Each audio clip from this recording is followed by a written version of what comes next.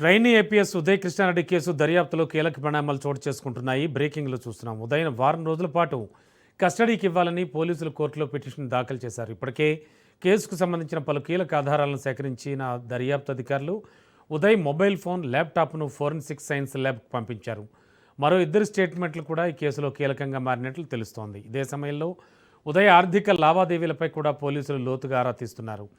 Instagram ద్వారా మరో యువతితో ఉదయ్కి పరిచయం ఏర్పడిందని, ఆమెను పెళ్లి చేసుకుంటాను హామీ ఇచ్చినట్లుగా దర్యాప్తులో వెలుగులోకి వచ్చింది.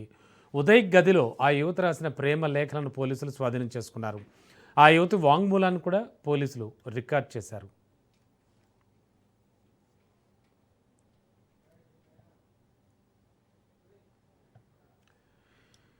బ్రేకింగ్లో చూస్తున్నాం. Trainee IPS Uday Krishna Reddy case దర్యాప్తులో కీలక పరిణామాలు చోటు చేసుకుంటున్నాయి.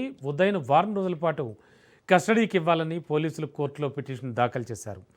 ఇక లేటెస్ట్ ఇన్ఫర్మేషన్ మా కరెస్పాండెంట్ సునీల్ సిద్ధంగా ఉన్నారు ఇదే అంశంపై. సునీల్, ఈ ఉదయ్ కృష్ణారెడ్డి కేసు అప్డేట్స్ ఏంటి, ఏం జరుగుతుంది అసలు?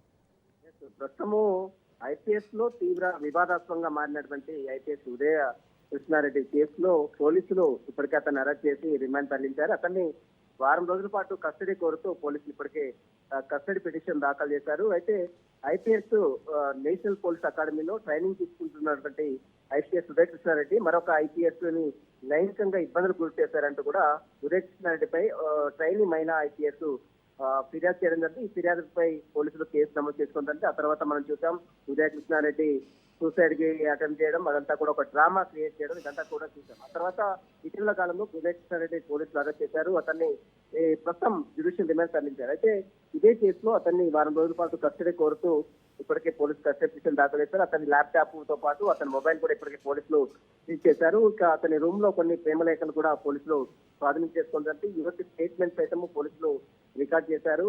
ఇక మరో యువతిని కూడా ఇన్స్టాగ్రామ్ లో సోషల్ మీడియా వేదిక ద్వారా అతను మరికొంతమంది యువతలు కూడా ట్రాప్ చేసినట్టు కూడా పోలీసులు కొన్ని ఎవిడెన్స్ కలెక్ట్ చేశారు. అతన్ని కస్టడీ తీసుకొని విచారిస్తే మరిన్ని విషయాలు వెళ్ళలోకి వస్తాయని మాత్రం పోలీసులు భావిస్తారు. ఇందులో భాగంగానే పోలీసులు కస్టడీ పిటిషన్ దాఖలు చేశారు. Ramana. Okay, thank you Sunil.